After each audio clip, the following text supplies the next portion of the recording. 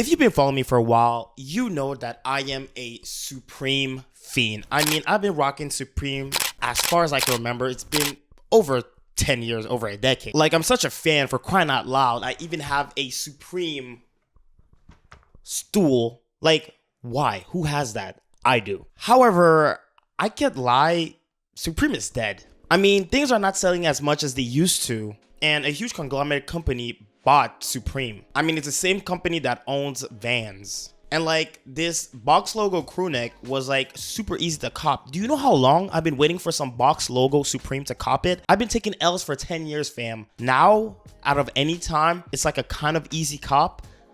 Things are going downhill. That being said, welcome back to the Killivvn Show, and today we're asking the question, is Supreme dead?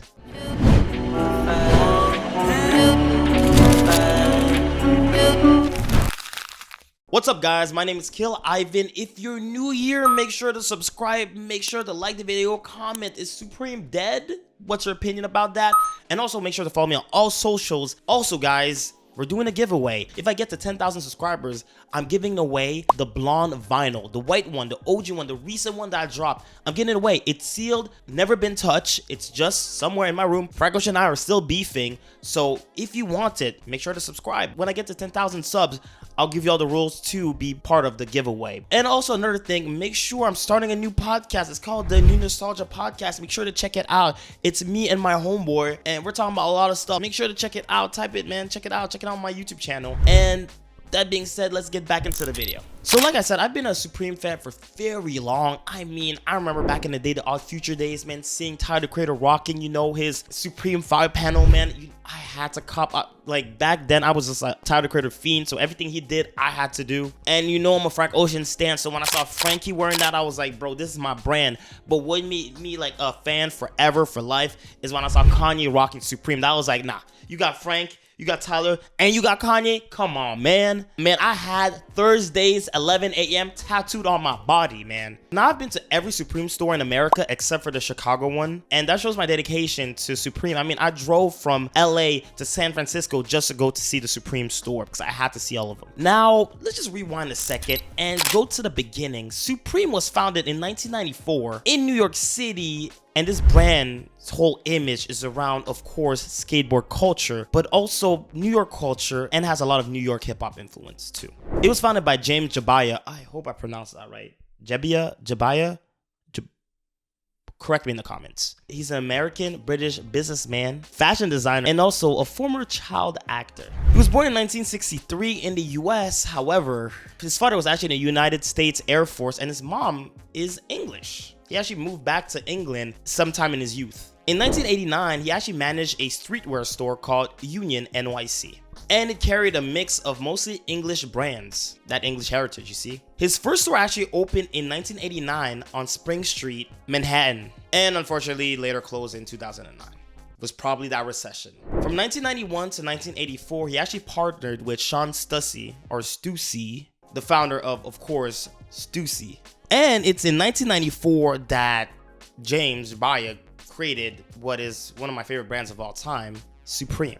And he opened it on Lafayette Street in Manhattan. Now, that store is unfortunately closed now, but I've been to it so many times I can't even like count. It's legendary.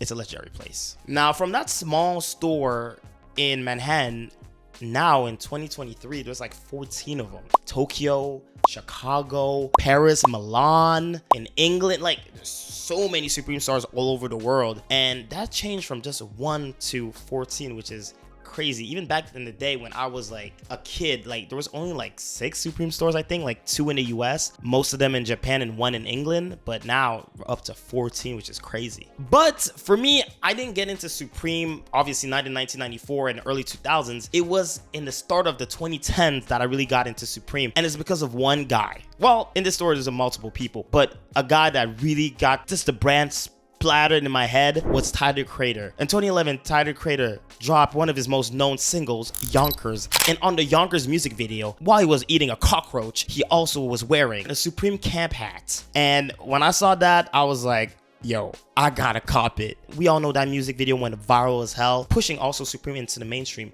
But how did the guys from Odd Future get into Supreme? I mean, like on a song called Slater, Tyler the Creator is out here saying, "New Supreme shit got me feeling flyer than a bag of bees." And to say that on a verse, it means that Supreme was dear to him. And how did he really get into liking Supreme was, in fact, when Supreme was in LA on Fairfax wasn't the streetwear mecca it was like it is today. It was actually just a quiet neighborhood. And in fact, it was actually the only place where they could get skateboards. So Tyler the Creator and his crew would always go there to buy skateboards and skate around. And that's how they formed a relationship. And that's how he got into Supreme, man. And it's in the early 2010s that Supreme decided to take the collective under their wing. And Tyler the Creator was even in a 2011 lookbook. And like I said, Tyler the Creator dropped Yonkers. It had the internet in blaze. I mean, this shit had Kanye West and Pusha T co-signing Tyler the Creator. And with that co-sign and him rocking that Supreme camp hat, you knew it went in all of our 13-year-old minds. I mean, I knew I was seeing that and I was like, I got a cop. And due to his rising popularity thanks off of the song Yonkers, Tyler the Creator was nominated at the 2011 VMA Awards and won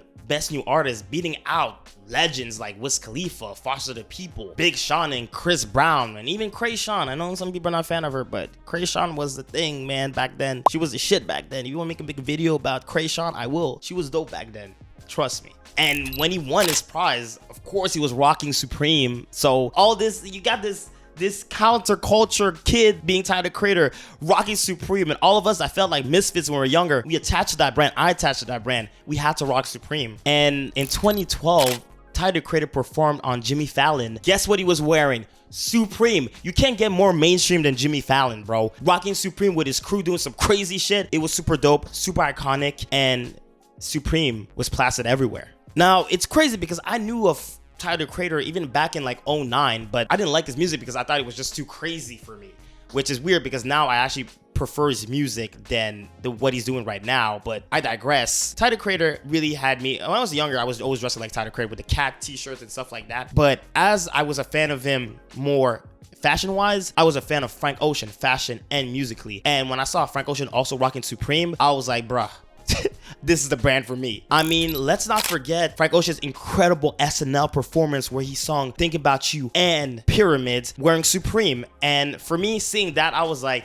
you got Tyler and you got Frank wearing Supreme? Come on, guys. I mean, if you remember the line on She, Frank Ocean says, "A real ninja with the blade and the mask, got them gold ninja stars and red Supreme nunchucks." Come on, man. So as you can see, as the careers of Tyler the Creator and Frank Ocean were blossoming, and look at how they're megastars now, you could see that these young future legends are exclusively almost rocking always the same brand. So you could see how the buzz for Supreme was getting out of hand. I mean, for me, 2011 to 2014, all I could see was Supreme. But what really broke the internet was in 2012 when Kanye West walked out with this camo Supreme jacket and some retro ones. I can remember when I saw this like yesterday. I was always on Compass Magazine and all the blogs were going crazy like Kanye West and Supreme, Kanye West and Supreme. That's all you could read everywhere, man. And that's when I was sold. I was like, take my money, Supreme. Take all of it. Like, come on, man. You got my two favorite artists of all time with Tyler the Creator that's in my top 10. Like, take my money already. Now, I know Kanye West is beefing with the creative director of Supreme, Truman, okay, but I'm still rocking Supreme. I don't care, Kanye. I don't care. Now, people are gonna diss and say that, dude, you're just a hype beast, like, they lost their skater roots, blah, blah, blah, this, that, and the third. Relax. First of all, I did do a little bit of skateboard. I can ollie. I can ollie.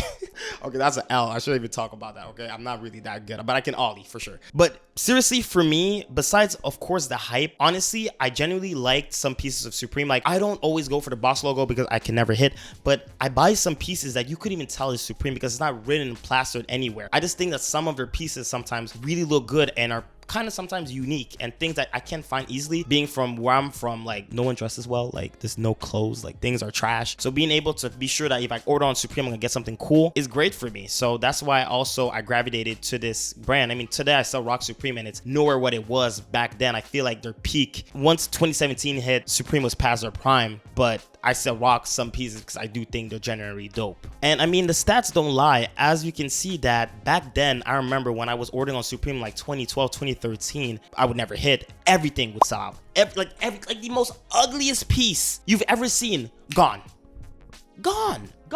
Dude, Now things sit a lot. They sit and they sit and they sit. And now Supreme even has a discount, like where they put things on sale. They didn't always used to do that. And there's a reason for that. Things are sitting. Thursdays are not what they used to be. And I'm telling you, I bought this box logo and I hit and I was surprised. Like, you could never in a million years in 2013 be able to buy these. Like, a box logo from 2013 like this, it could have holes in it, it could have piss on it, and back then it would go for $1,000. That's how people were crazy for Supreme. An example would be the Tiffany box logo with Supreme. I mean, they're on StockX right now for like $300, which is still a good resale price, but back then some Supreme box logo collabs would go for way more than that. Like, it's ridiculous. So the hype has cooled down. I will never forget back in the day when Supreme dropped like some high top Air Force Ones and there was Wale like camping out for them. Like, that's how bad it was. I remember the foam posit dropped and they shut down like Lafayette because there's way too many people outside. Like, it was ridiculous back then, Supreme. It was like a sight to be seen. Now, a lot of people are gonna say that it was always overhyped, it ain't shit, like who cares? And some people are gonna say that it's actually good for the people that genuinely like the brand so they can get the pieces they want. So you guys look at it both ways. I still rock Supreme to this day, like I said, because I do generally like the brand and I like some pieces that they drop, but I cannot lie, it's looking like it's dying. Now, one thing that really made me want to make this video, and this happened I think 2 years ago or maybe before, is that Supreme got bought out. So a major corporation called VF actually bought Supreme. Now, before that, another company bought Supreme. So before VF Corp, it was Carlyle Group that bought Supreme. It's a shadowy private equity group that has ties with the military and the police industrial complex. So it's shady as hell. Like, that disgusts me a little bit, unfortunately, because like I don't want to buy a brand that the money's gonna go to people that fund